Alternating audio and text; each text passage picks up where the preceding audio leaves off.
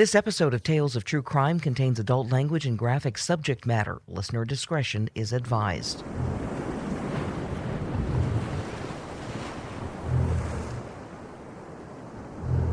It can't be overstated. Disposal of the bodies along the highway on the southern shore of Long Island is a high-risk proposition. It's a beach landscape, only sparsely populated with residences. And while a body can be easily hidden in the scrub, a car parked anywhere along the road would quickly look out of place. Just the kind of thing an eyewitness would remember. In A&E's The Killing Season, filmmakers Joshua Zeman and Rachel Mills spent an evening on Ocean Parkway with the stopwatch running to gauge how long it would take for a car to pass. The question being, if you were the Long Island serial killer and you were out there at 4 o'clock in the morning with your truck parked along the road while you're dumping a body, how long would you have to escape before an oncoming car could see and identify your truck out there? How long would you have to flee? They determined it was about 1 minute 15 seconds. Not a lot of time to throw your implements in the trunk, or the boot if you're using the Queen's English, and hightail it out of there. But let's ask this question. What if the perpetrator didn't need to flee? Only in the interest of examining alternate explanations, let's just change that one fact. The perpetrator flees. No, the perpetrator doesn't need to flee because there's little risk of getting caught. What inspires that confidence in the killer? The arrogance to believe he's safe in disposing of young women, repeatedly, in the same location, right out in the open, where any car could come along and see him out there.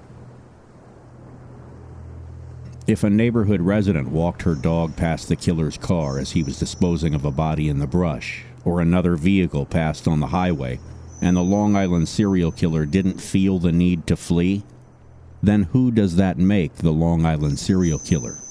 Who would the killer be? You could say anyone with a reason to be there. Theory: the killer drives a marked vehicle and likely wears a uniform. A power company truck parked along the road, even at odd hours, looks like a crew at work. The power company wouldn't need to flee if Eunice Henderson walked her dog past at 4 a.m. Almost anyone in an official business vehicle. A pizza delivery driver looking for directions on her phone. In the moment, it would not be considered suspicious if spotted along the road in the middle of the night. It goes without saying that a police officer in a marked vehicle is the most beyond a reproach. Nobody questions why a police cruiser is parked along the road. You just move on with your day, keep a close eye on the rearview mirror, and hope they don't have any questions for you.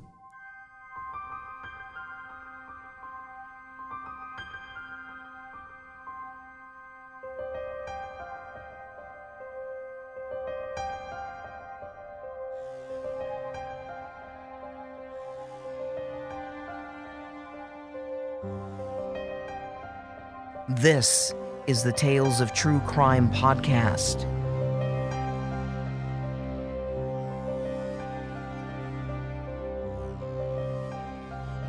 The question of whether the Long Island serial killer is a cop is a divisive one. Most of us feel compelled to give law enforcement the benefit of the doubt in a case as heinous as this. This sounds larger than life, like something out of a B Hollywood thriller with Ray Liotta in the starring role. However, in recent years, we've discovered that theories about police officers operating as serial killers are not as far-fetched as they might first seem. Joseph DeAngelo, the accused Golden State Killer, was long rumored to be a police officer, and we found out later he had been a cop. There were those who theorized BTK was a police officer. When Dennis Rader was captured, we discovered he had been in the military, had a law-related degree, worked for a home security company, and was a city employee, a dog catcher, essentially everything short of becoming a cop. Gerard Schaefer was a sheriff's deputy and serial killer from 1969 to 1973. Some even insist to this day that the unidentified Zodiac killer was a cop. Maybe it's just me, but the question of whether the killer is a cop is a little less outrageous than it used to be. In the case of the Long Island serial killer, many of the circumstances fit. Who would know better how to stymie a police investigation than a police officer? When the killer called Amanda Barthelemy from her sister Melissa's phone, he did so from crowded locations in New York City. The police could trace the call to the tower, but there were thousands of people on their phones in the neighborhood, and even if they were able to pull all of the surveillance footage from every camera for miles around, it would be impossible to pick out one person as a suspect. Who would be knowledgeable enough to execute that? Who would understand the advantage of dumping bodies across county lines better than a cop? The question then becomes, if the Long Island serial killer is a cop, which cop is he?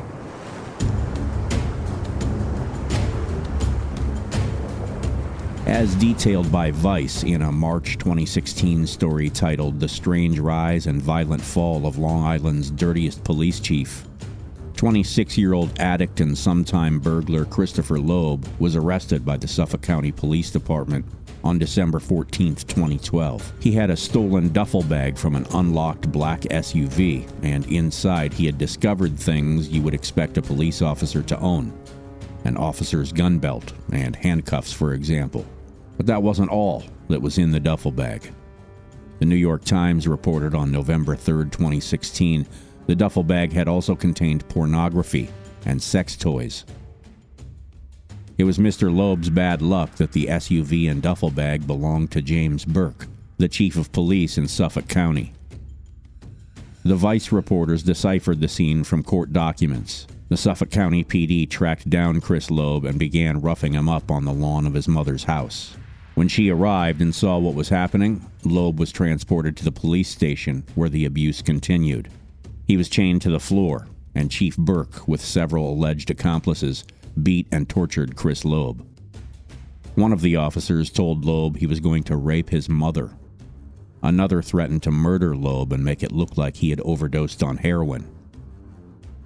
Loeb was reportedly punched and kicked in the head while restrained. Prosecutors say in 2012, Burke assaulted Christopher Loeb. Loeb had stolen Burke's gun belt and other items from Burke's department vehicle, which was parked in his driveway.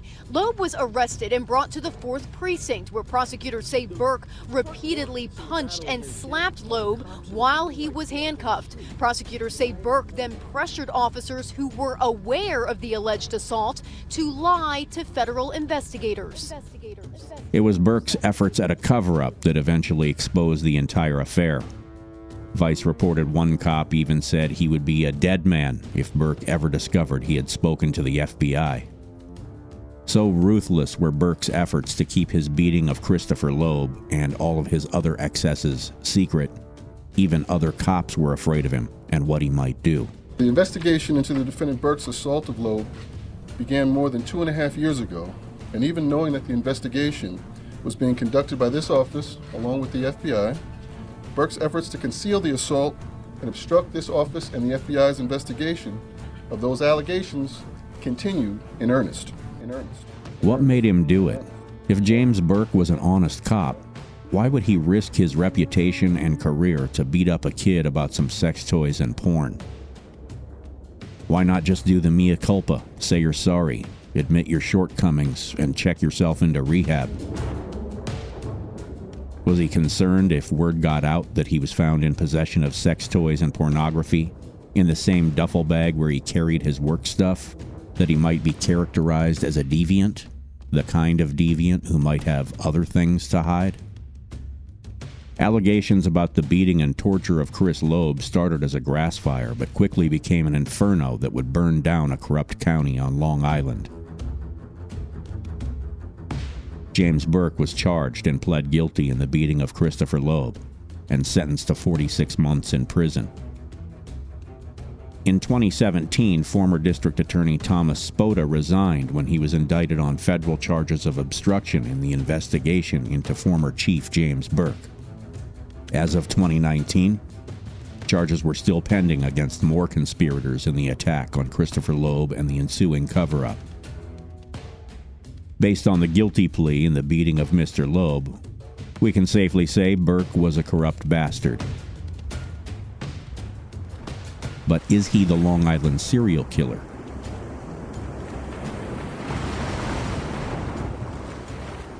We've recently learned more about James Burke.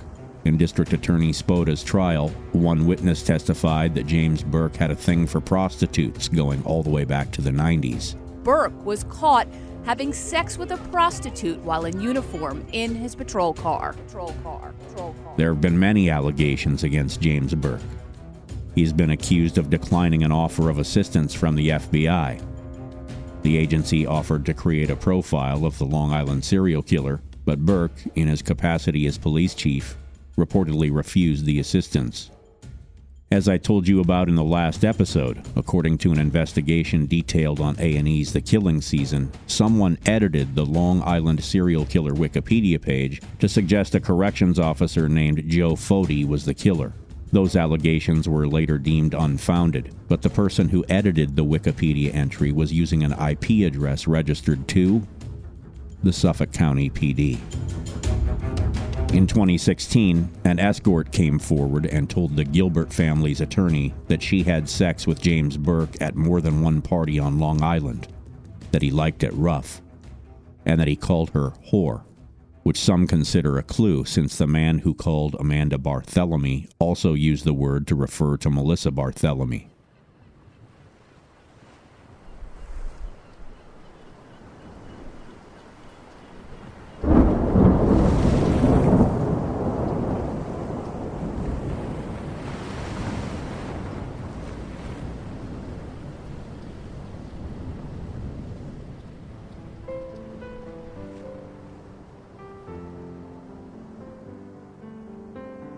If everything worked like it does in Hollywood, Chief Burke would go to prison, but police would have more than enough time, 46 months, to make the case and prove he's the Long Island serial killer before his sentence was up, put him away for life, and end the horror. But this is not Hollywood, it's the real world, where sometimes the road just stretches off into the distance, to a point beyond the horizon that cannot yet be seen.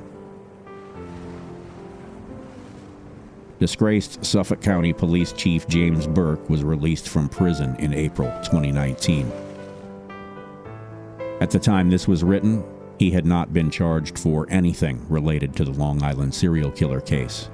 He's presently in his first year of supervised release, although there have been no reports as to his whereabouts since release other than an unnamed halfway house. So where does that leave the investigation into the Long Island serial killer? In pretty bad shape, I'm afraid. If Burke is the Long Island serial killer, he was in charge of overseeing the investigations into his own crimes even before he was the chief of police, when he was the chief investigator of the Suffolk County District Attorney's Office, a job he assumed in 2006. If, as the court proceedings and media reports indicate, Chief Burke was joined in his conspiracy of lawlessness by a handful of officers and even the DA, then it stands to reason much evidence has been lost to corruption, and perhaps a failure to even collect it in the first place. A complicated case gets more complicated by the day. Without a doubt, the single most unfortunate circumstance handicapping the Long Island serial killer investigation is that there was not a timely investigation and the victims' bodies weren't discovered for years. Physical evidence has weathered away. There were no timely eyewitness reports of a call girl getting into a certain vehicle. No police sketch. Nothing. All of the evidence in the case echoes up the beach from years ago, demanding that we examine it through the grainy fog of time. This much is true. The Long Island serial killer is still out there. Has he continued killing? There are 1 or 2 later killings on Long Island which some say are the work of the Long Island serial killer. Writing for Psychology Today, Dr. Scott Bond says the Long Island serial killer is an organized killer and has possibly moved on to a new geographic location so he can reset and continue killing. Dr. Bond says, "In my opinion, the Long Island serial killer will absolutely not stop killing until he is apprehended. He may be dormant right now, lying in wait, or may have relocated and is currently targeting victims elsewhere."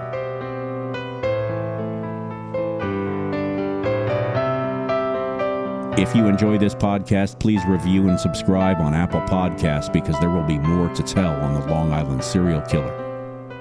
Lock your doors. I'll talk to you in 2020. Tales of True Crime is written and produced by Troy Larson for Midwest Radio of Fargo-Moorhead. For transcripts, sources, and credits, follow me on Twitter at TrueCrimeTroy. For Tales of True Crime on video, follow Midwest Radio of Fargo-Moorhead on YouTube. And don't forget to subscribe. Distant Tension, Dark Walk, Clash Defiant, and Sovereign by Kevin MacLeod in Compotech.com. Creative Commons license via filmmusic.io.